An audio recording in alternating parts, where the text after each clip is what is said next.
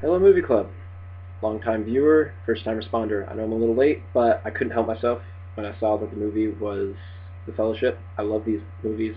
I love the book, and I'm just gonna throw this in the mix, see what happens. Um, and before I start, I just want to warn everyone that after you get through this enormous grand wall of me tearing things apart, there will be a part at the end where I talk about how awesome this movie is.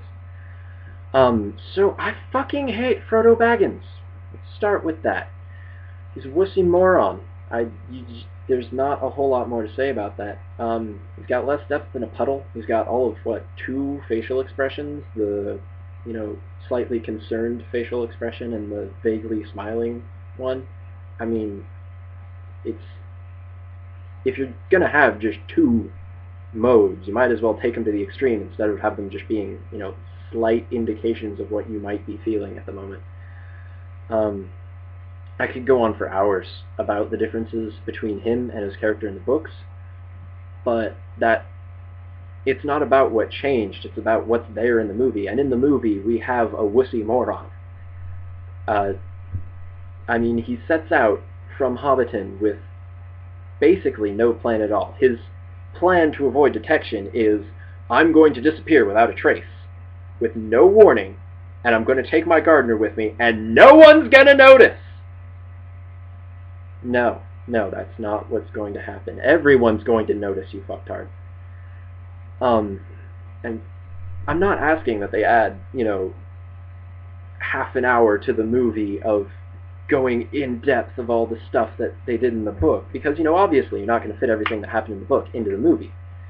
But they could just have them mention that, they're setting up this, I'm moving to, I don't remember the name of the place he was saying he was moving to in the book, but just mention it, have them, in one of the montage scenes, show him showing up at that house and then leaving, just mention it so that things make sense.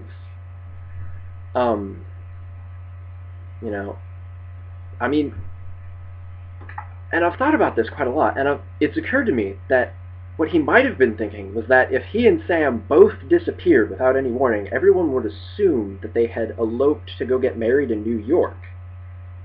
And no one would think that they had taken the ring with them. But that does not seem very likely at all. And this whole thing with Frodo becoming a moron is just part of a larger pattern of all of the hobbits just being demoted drastically. Bilbo in the books was on a first-name basis with the King of Gondor and one of the oldest elves alive. Elrond and Aragorn. That epic poem that they bring in the third movie about, the crownless again will be king. Bilbo wrote that. We're not giving the hobbits their credit here. And in all of the fighting scenes, they're just completely ineffective, which, alright, they were in The Fellowship, but in the rest of the movies they are also, which they were not in the books. But it's not all about hobbits. We got elves, we got dwarves, and we got men, right? Well, maybe also women, because, we've got Orlando Bloom in this movie. But, let's not even talk about Orlando Bloom. Let's talk about Gimli. I swear, if they do all the dwarves in The Hobbit the same way they did Gimli, I'm going to choke a bitch, because I guess it kind of worked for what they were doing with the movie. Like I said with Pippin, someone had to be the comic relief. But did he have to always be the comic relief? Gimli gets barely any serious lines. Whenever he opens his mouth, it's something stupid that you're supposed to chuckle at. And that's the biggest problem with it. He's not even that funny. It's just like, oh, not the beard. That's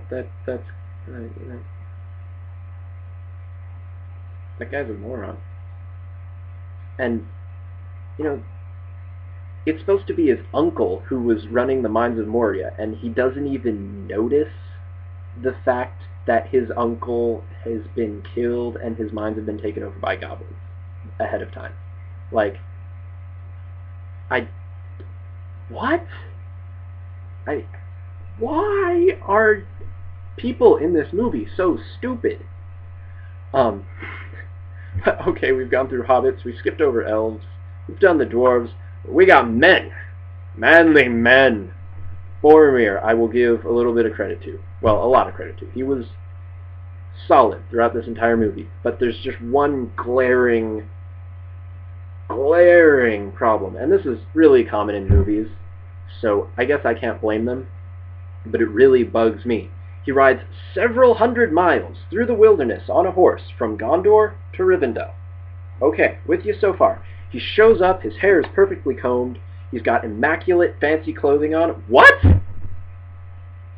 No. No. No. No, no, no, no, no, no, no, no, no. No. No. No. And, oh, shit, my laptop's dying. That is highly unprofessional of me, but it's a good thing I'm not a professional. Ah. I need, like, 4 guys in these weird circular hats on a piano doing the barbershop quartet. Anyway, plugged in now. And the other thing about Boromir, he's kind of a dick. He's like that in the books, too, but he was more so in the movies. But I blame Aragorn for that. Because, you know, you've got that scene where Boromir says, you know, Gondor's been protecting everybody. Why are you all so ungrateful? And in the books it went something like this. Gondor's been protecting everybody. Why are you so ungrateful? Oh, what? You think you've been fighting a war? Well, I've been out in the wilderness, you know, keeping bitches off your back for years, you know, in the wilderness with like 1/10 of the men you have, fighting guerrilla wars against huge hordes of goblins, keeping them off your ass. So shut up. By the way, I'm the king of your pissant little kingdom. What?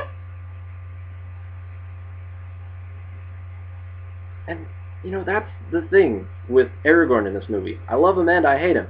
He's still a badass. He's still the king of Gondor. But it's like he's awkward and shy and doesn't want to let anyone know it. I mean, he won't even tell Aragorn he's the king of Gondor. He waits for Legolas to tell him that. And then he's like, no, Legolas, why did you tell him that? No, don't tell him that. Yeah. It's infuriating how stupid and wussy people can be in this movie. And then you get to Gandalf! There's really not much to say about Gandalf. Gandalf was fucking awesome. His acting was solid. You know, I can never remember the name of the actor, but he's a good actor. I like him.